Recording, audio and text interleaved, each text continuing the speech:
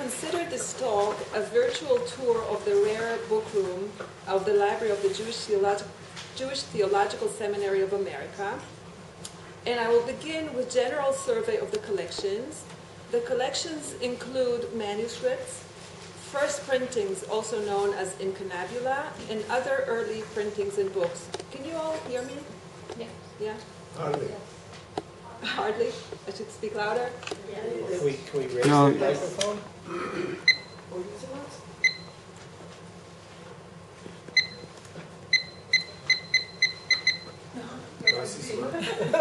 לא, זה בלי סיסמה. זה עובד? Okay, can you hear me now? Is it better? No. לא. Okay, I'll try to speak louder. כל הצעצועים, לא... Sorry. My computer is in the way. How about now? Is this better? Better? Sorry. Okay. So the largest collection of manuscripts is what's known the Adler Collection. Most of this collection is 35,000 Geniza fragments. It was the private collection of Elkan Nathan Adler, the son of the chief rabbi of the British Empire, which was bought by the JTS library in 1923. Most of the fragments in this collection are independent one-page fragments, but it also includes multi-page documents. In addition to the Adler collection, there are also about 50 Geniza fragments that Solomon Schechter brought over when he moved from Cambridge to New York. And the entire Geniza collection, whether originating from Adler or from Schechter, all of it is now available on the Friedberg Geniza project. In addition to the Adler and Schechter collections, the library also owns 90 other manuscripts that were purchased independently at other times, and this collection is only partially digitized. Now, according to Naomi Steinberger, who is the acting director of the library, the entire collection includes 11,000 Hebrew manuscripts, meaning manuscripts that are written in Hebrew characters. 365 of those 11,000 are written in Judeo-Arabic. Other subunits within the 11,000s are a collection of 250 Esther scrolls, none of which is digitized, and a collection of 500 ketubot, all digitized, of which 6 or 7 are Karaite ketubot. The JTS collection also includes 126 titles of the total extent of 145 Hebrew incunabula, meaning anything that was printed between 1474 and 1501. And this is the largest Hebrew incunabula collection in the world. But it includes mostly Bibles and liturgy, and especially things from Italy and Spain. There's no Karaite documents in the incunabula collection. The JTS collection also includes 25,000 rare printed books from 1501 until 1800, and an additional 6,630 restricted books from 1800 until 1840. It also includes 6,000 broadsides, which is one-page flat objects that include materials such as poetry or prayer, and it's in the form of postcards or posters. And these are mostly European and American in origin. And lastly, the JTS library also owns 400 archival collections, mainly from synagogues and institutions, but also from private collections. And now I'd like to talk about the catalogs. And the cataloging situation at the JTS library is not ideal. Cataloging was done in stages, and each catalog sort of took care of one part of the collection. Anyway, the first catalog is Adler Catalog. This was actually Adler actually put it together. It was compiled by him in 1921, and it includes minimal information about each fragment. Adler's catalog is divided into topics such as rabbinics, philosophy, whatever, and he also has one section that he titles Karaite Bible Commentaries, in which he lists 46 manuscripts. And in a section titled Karaite, he lists additional 50 manuscripts. However, there are many other Karaite manuscripts scattered in his catalog, which are not, you wouldn't know that they're Karaite until you see the actual description of the actual manuscript, but the subtitle of where it is. For instance, I found a work on mathematics which he names Mavol lechokhmat hamispar, page 57 in his catalog, not identified as Karaite work. The second catalog was compiled by Alexander Marx, who was hired as the first full-time librarian at the turn of the 20th century. Marx's cataloging activity ended at about 1920, but some further additions were made until 1924. This catalog includes 11 pages that document about 54 Karaite manuscripts with very, very short descriptions. And then there is Morris Lutzky. In the 1940s and 50s, Lutzky worked on cataloging Bible manuscripts. His notes were later typed and bound in 3 volumes of only biblical manuscripts. And the next effort to catalog was put forth by the librarian Alexander Tobias in the 1960s and 70s. His catalog was meant to be a temporary catalog for internal use only. However, this catalog was finally bound in 1990 in 17 volumes, each assigned to a different topic. One volume titled Karaite includes the documentation of over 100 Karaite manuscripts. However, it is still possible to find other Karaite manuscripts scattered in the other volumes under different titles. Again, the descriptions in this catalog are short and not very informative. Other catalogs are Judah Brumer put forth a 9-volume catalog of rabbinic manuscripts in 1984. We don't expect to find much Karaite material here. And then there is the J. Rovner. This cataloging project was enabled by a grant the library received for 1 year in 1991. Rovner, a contemporary librarian at JTS, and his assistants were hoping to include the entire manuscript collection of the library, but they were working under great time constraint, and as a result, again, the descriptions in this catalog are very rudimentary. And once the funding dried up, the project was stopped. Notwithstanding, this catalog documents 170 Karaite manuscripts. And then we have Shimon Yakerson, who is a librarian at the Russian National Library in St. Petersburg, who prepared the catalog of Hebrew incunabula from the collection of the Library of the Jewish Theological Seminary of America. This was published in 2004. And as I mentioned before, there is no Karaite material here. And then our own Aharon Maman, who prepared, published in 2006, a catalog of grammar and philology fragments in the JTS Geniza collection titled Otzrot Lashon. This catalog is very detailed and informative, and I found 3 Karaite authors there, but you probably know better. Aaron Abu Faraj Harun and his school, David ben Avraham Al-Fassi and Levi ben Yefet. Are there any other Karaite authors there? Catalog should remember. A catalog should remember, right. And the ultimate is the online Aleph catalog. This catalog does include all manuscripts and printed material that the library owns. However, again, it has almost no descriptions and very little information. But anyway, the online catalog includes also a few clusters of digitized manuscripts and books. And anyway, digitization is an ongoing process at the JTS library. And now I would like to talk more specifically about Karaite. So out of the entire collection of the library, I was able to find documentations of 170 Karaite manuscripts and 39 Karaite rare printed books.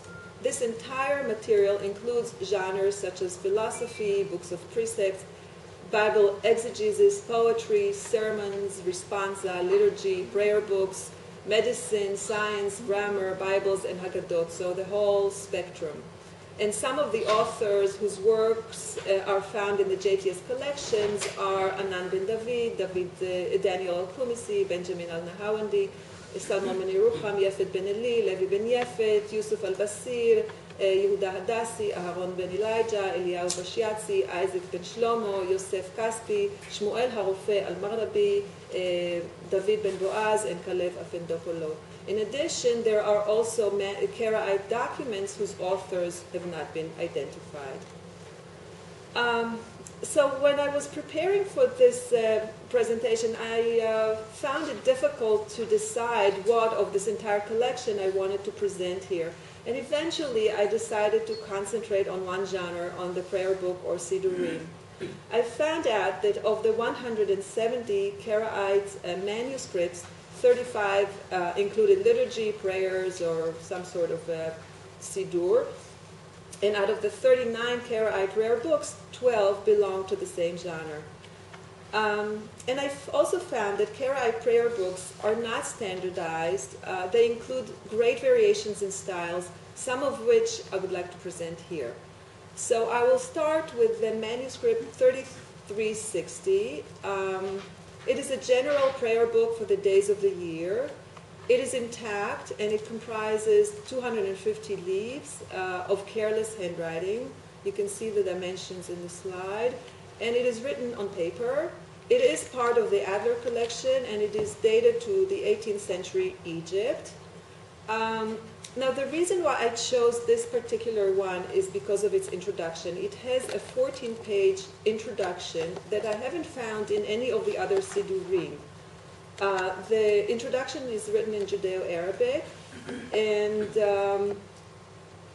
it discusses, it has a discussion that's typically found in other treatises on prayer, but not within a Sidur. You can find similar discussions in, for instance, in Kirkasani's Kitab al-Anwar, or Levi ben Yefet's Book of Precepts, or Eshkol HaKofel, Gan Eden, Aderet Eliyahu, and so forth, but not in the Sidurim themselves.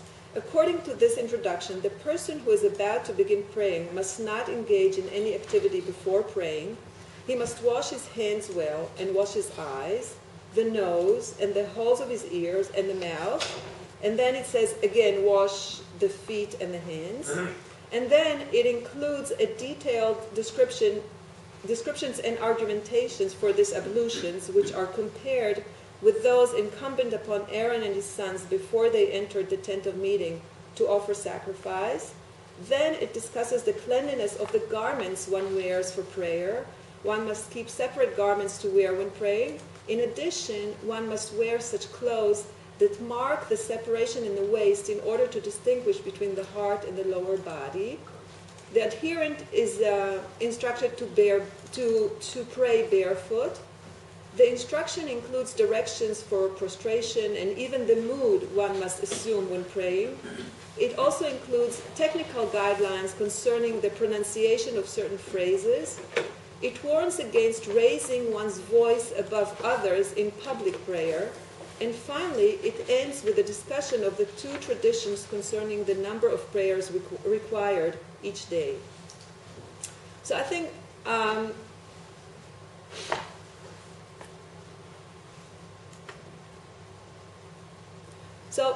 it would be interesting to compare the instructions in this Sidur with other known Karaite treatises on prayer.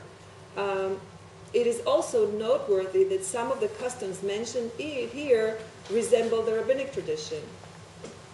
So this is as far as this Sidur. My next sample is the manuscript 3406. And this is, again, a Karaite prayers for weekdays and Shabbat. It was written on paper, 324 leaves, Jerusalem, 1847. This one also includes directions, like choreography, so to speak, in Judeo-Arabic. It is also part of the Adler Collection. And the reason why I decided to bring this one is because I found an interesting Havdalah ceremony in it. The Havdalah ceremony begins with the standard blessings over the fire and spices, but it does not include the blessing over the wine. It mentions the separation between the holy and the mundane, between light and darkness, between day and night, between his people, Israel, and the nations, between the Sabbath and the 6 days of work. And then it follows by an elaborate prayer of petition for the good week, which culminates with a blessing for the righteous whose guidance is upright, and the imprecation for the wicked. So why don't we look at I would actually like to read this Havdalah.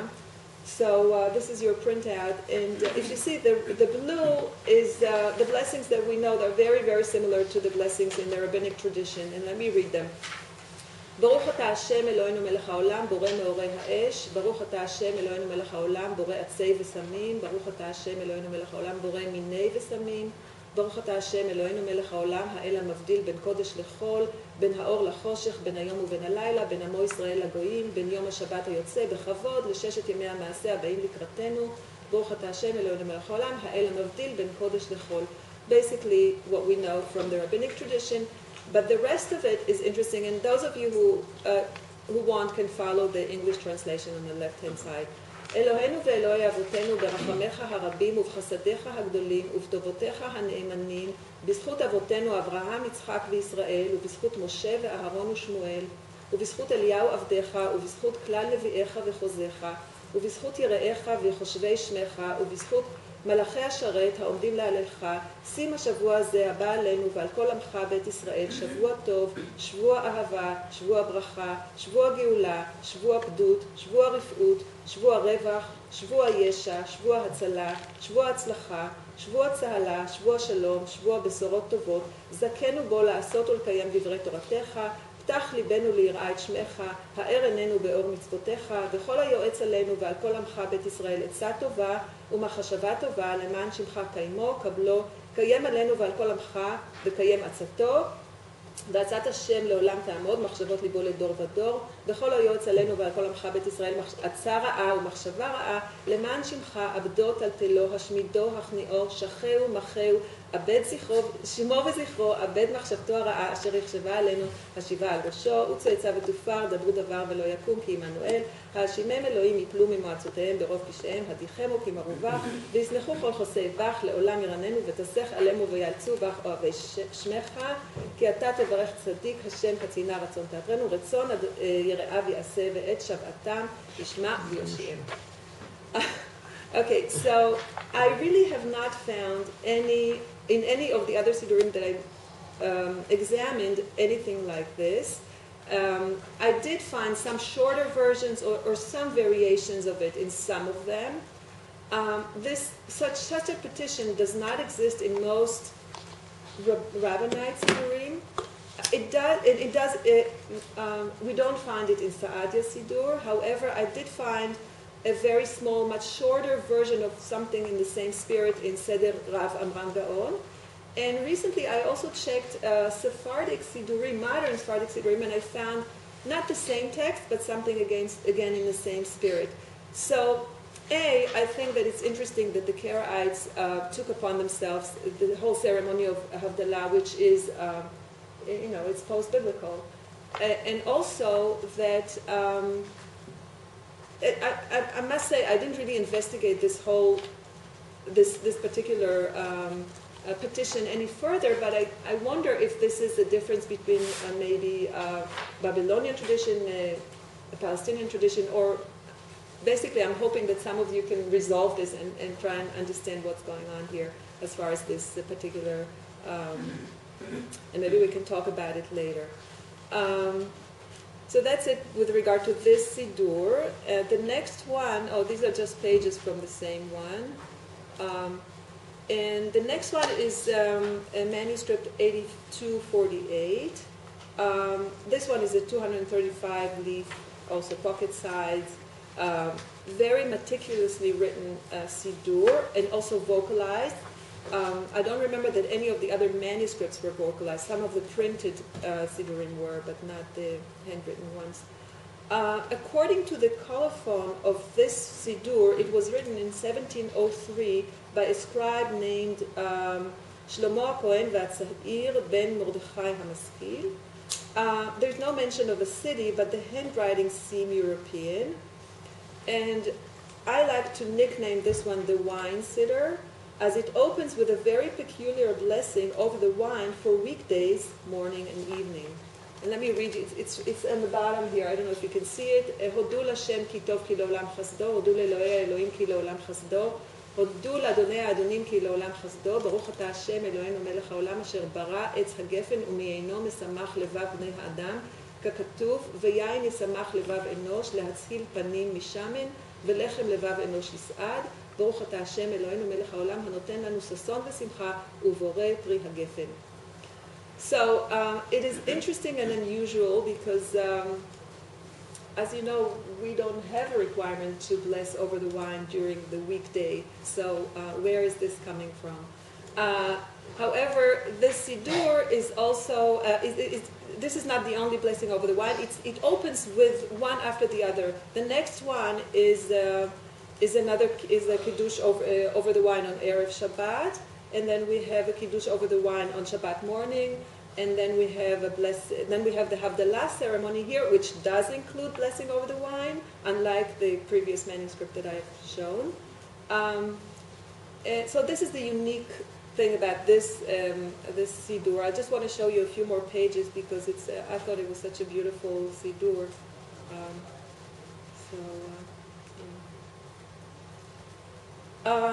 And then now the next thing I want to show you is not a Siddur. I just thought before I start with the printing material, this is the only, it's a Haggadah, and it's the only manuscript Haggadah that the JTS owns. This is one page from it. It's a very small one. It's only 16 leaves. Just because it's the only one, I thought I'll show you, but there's nothing special that I have to say about it. The JTS collection does include additional 5 printed Haggadot, Karaite Haggadot, I should say. The next Siddur is a printed Siddur. This is RB 143428. It's a 5-volume Siddur titled Seder HaTfilot LeMinhag HaKaraim. And as you see, this is the title page. It was printed by Daniel Bomberg in Venice in 1528. And that's its claim to fame. It does have a typical woodcut illustrations, so this is how they look.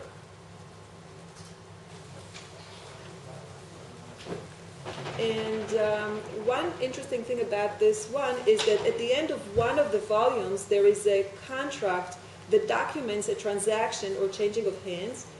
2 volumes were given to the Adat B'nai Mikra as payment for debt.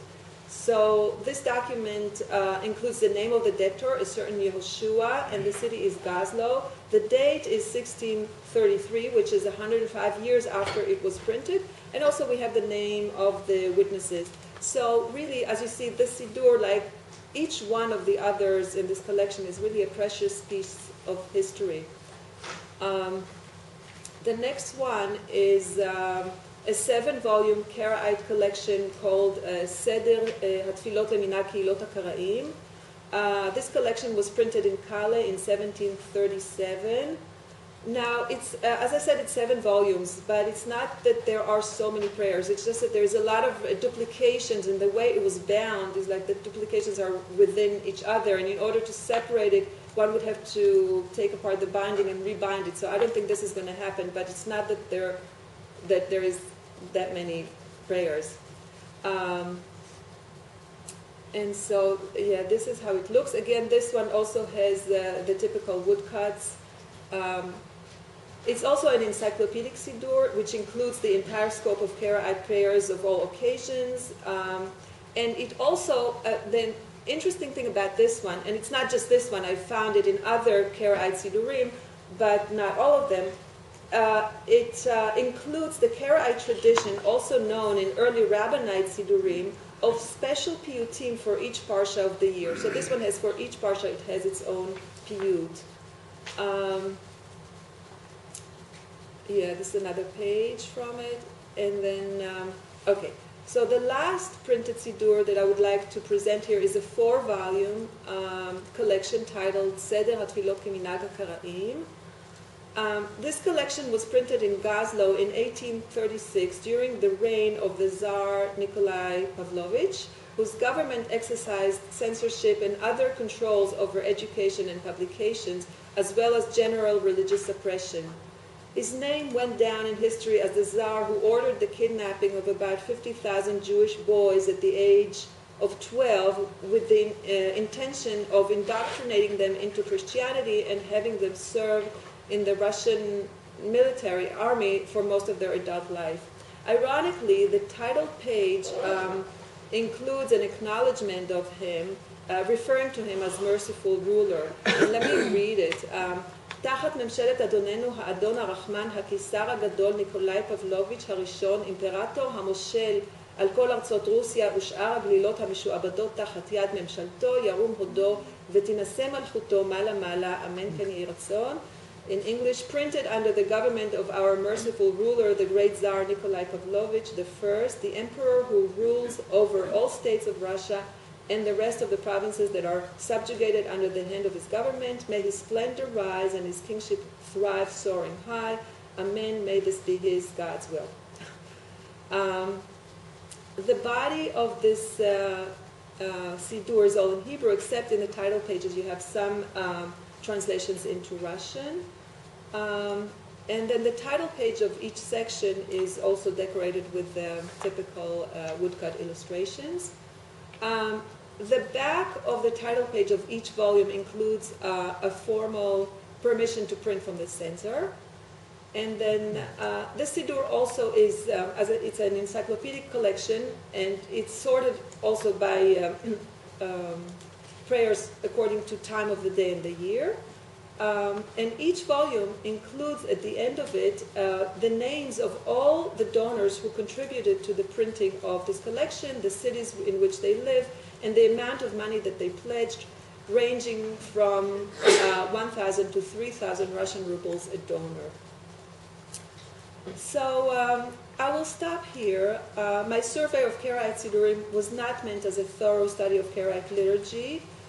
Yet even examining this small sample, we see that both the text and the paratext found in the Siddurim include invaluable information about the history of the Karaite communities and their tradition of prayer and liturgy.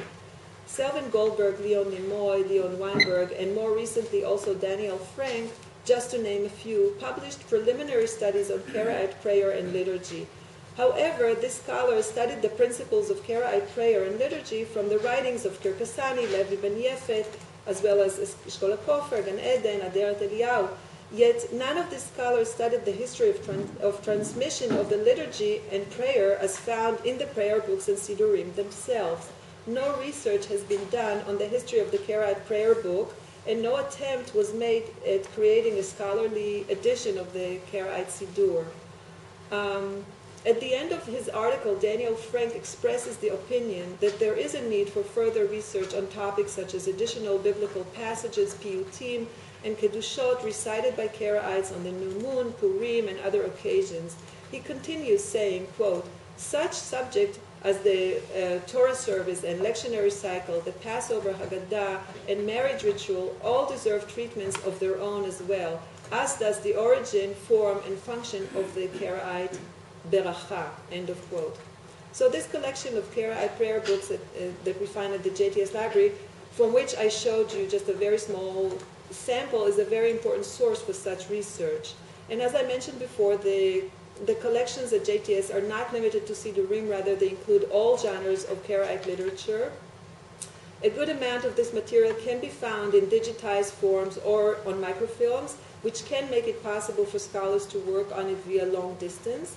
In addition, the library is always ready to make digital copies on demand. However, most of this material has not been studied thoroughly and is waiting for the right scholars who will bring it to life. Thank you. Thank you very much. Questions, comments? I have a question. Is Karaite Haggadah very much different from the Rabbanite? I assume that manuscript that I showed you is very different because it was only 16 pages, 16 leaves. So, but the truth is I really don't know. Maybe there's somebody else here who knows a bit more about Perhaps it. Moshe.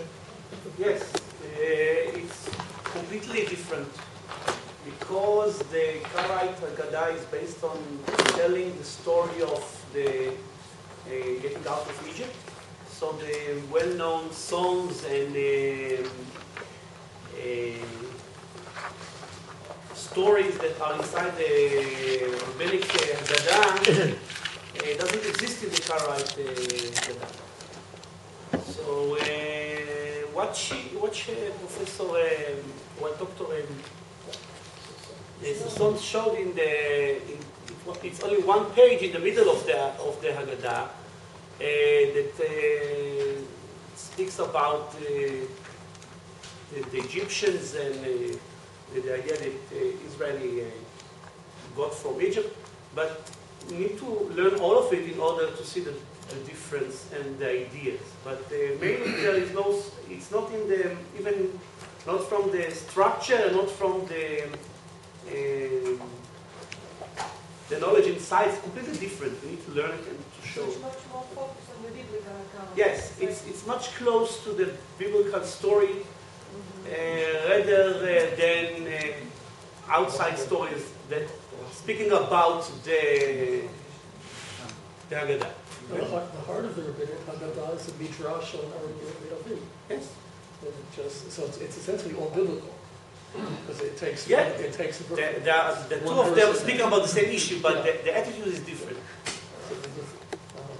Is it based on biblical passages? Phrases, yes. There are a lot of quotes from the Bible itself. Not a midrash. How long does a seder take? Oh, it depends. It depends because there are traditions of that there is the one person who reads, or there are traditions that all the people read together. It depends on the specific community, but something close to half an hour, 35 minutes, something like this. And do you also have the סיבה tradition להתגייר. of reading and translating, maybe Arabic, or is there any translations that used to be read during this? I know that in the past in Egypt, from the older rabbis, they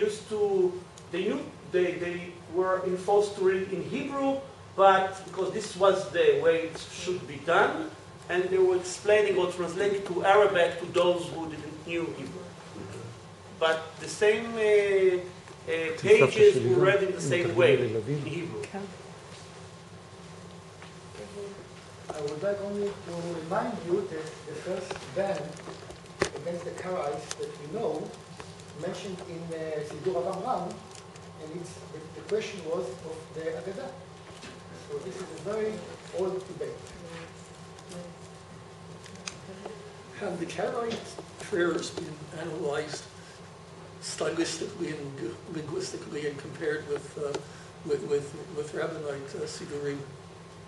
You know, it's not my field, and I really don't know much about Karaite. I just chose this because I thought it was interesting to show the differences and how it's not standardized, but I really don't know enough about Karaite. Can I ask Aaron a question? Yeah. I don't know anything. Well, some of the texts are pointed. Right, some of it It's the same. It's Masoretic. So it's the same Hebrew. It's the same Hebrew. Poetry was an Yeah, but no. The original prayer book was just selections from the Hebrew Bible, Right. mostly from Psalms. And that was a big argument with Saadia and Uriel Simon's book for Approaches to the Book of Psalms was about what was the nature of the Book of Psalms. Was it prophecy? Was it song? Was it prophecy to present Israel with a prayer book, etc.? And then slowly they became standardized. Aaron ben Yosef in late 13th century, Crimea Byzantium, was the first codifier of a prayer book, and slowly started adding piyutim and other things until you have the present day. There's a list of books that are available through the community. Is printed here, but based on I think the Vienna Siddur, the 4 volumes, and it includes, for instance, Yigal Elohim Chai is now in the Karaite Sidur. But traditionally, there was very slowly accumulating of newer material, non-biblical material. And for those of us who are familiar with non-Orthodox prayer books, whether Reformed, Conservative, Reconstructionist, they are basically variations on the theme of the Rabbinite prayer book, whereas the Karaite prayer book is totally different. I mean, tomorrow night, I have the opportunity to go and see the Arvit service, the evening service at the synagogue. I'll see it's a totally different liturgy.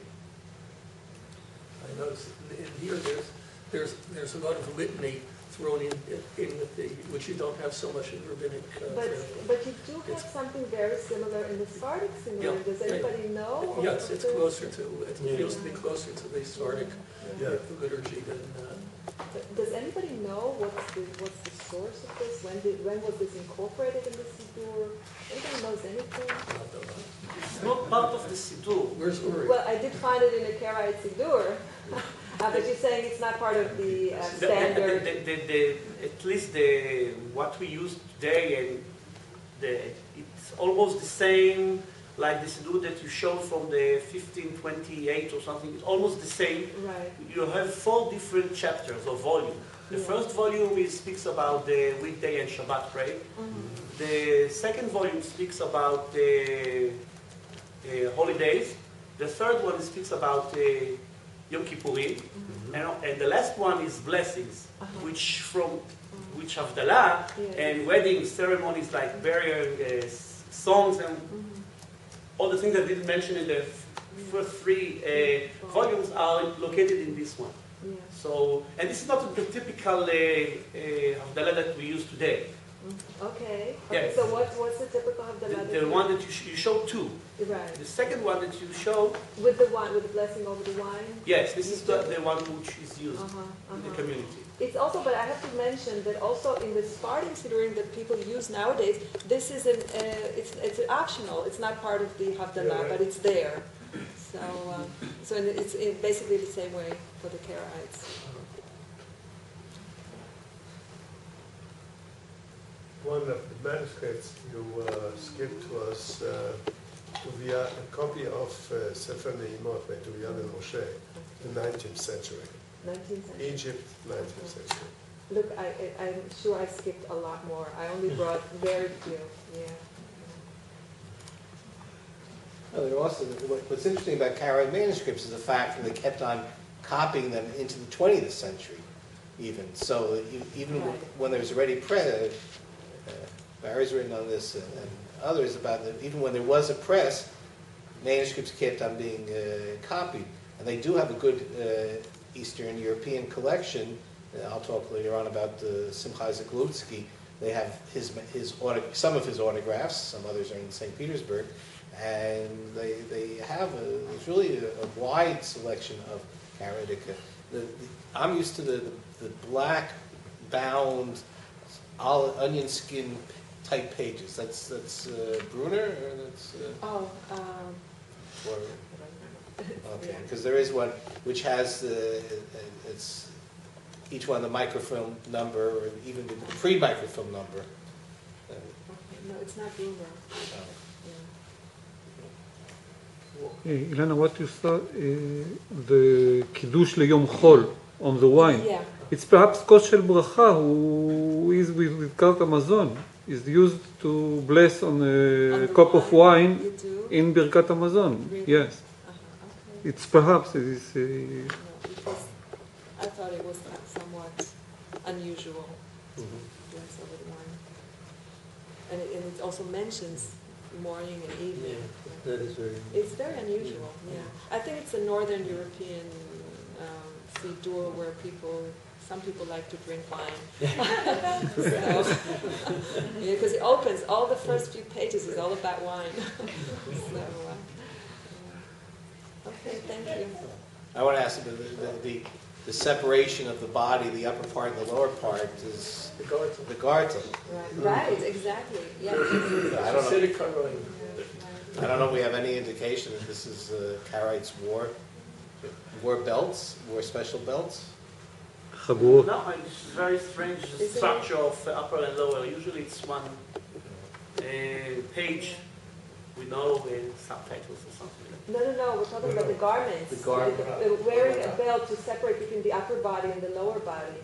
Something which I'm not familiar with. So this is why I think it's so amazing that you find all these things in all the Sidurim, and why are they there? Where are they coming from? Where are they going? I think that it's natural that we're communities that influencing one another. I think that if you will look on the same area, Rabbanite communities, we might find different customs that were, the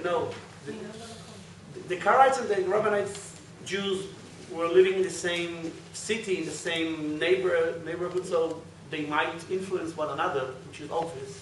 Yeah, but our Sidurim are already ossified, whereas the Karaite Sidurim are not. They're still alive, so you see different things, different ways. And also, the Sidur that talks about the separation of the garments is written in Judeo-Arabic. I don't know if the Rabbinite tradition is Ashkenazi or Sephardic or of separation. Do you know?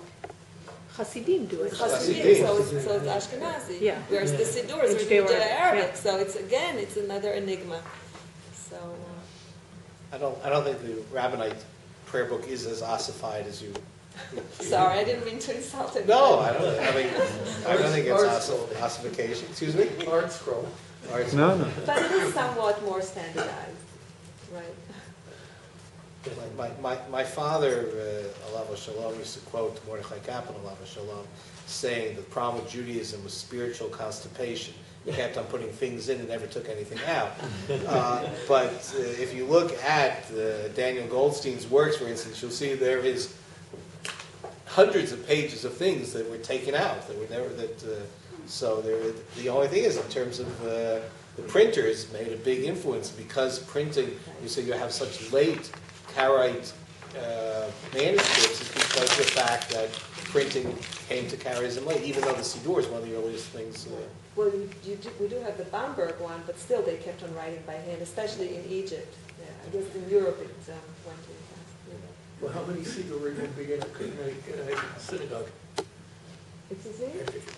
How many Sidurim would you find in a typical Karaite? Right. Would only the Chazan have one? No, of course. There are many Sidurim. Moshe can Now, tell you that. today. But when you have handwritten Sidurim, Yeah.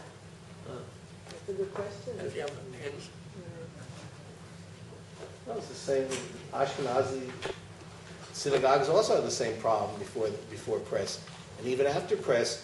I would assume that in the Islamic realm, where there was no printing presses, they had to import all their Sidurim from Italy. That there also was not something everybody had. On the other hand, since in the Sephardi synagogue everything is said out loud, everybody knows everything by heart. It's less important. Also, the Karaite service, everything's said out loud, so it's less important and more difficult to mumble. Yeah. This relationship to the introduction that you're interested in the Sidur, I have a feeling maybe taken, or part of it may be taken from a text from the 14th century called Sidur Kadal. Karaite, which has all sorts of instructions and all sorts of materials concerning behavior in the synagogue. And do we have anything like this in the rabbinic tradition in the Sidur itself? Such long treatises of how to pray, like directions. There are books. Yeah, there are books, but it's separate. It's not Sidur in the Rasam. introduction of the Sidur itself. Right? Look at the Seder Rav Amram, the Sidur Rav Sadia, they have instructions. And also, there are fragments of old Sidurim, for example, that have Aramaic instructions, which are very old. Let's see what exactly the instructions are. Thank you very much. Thank you.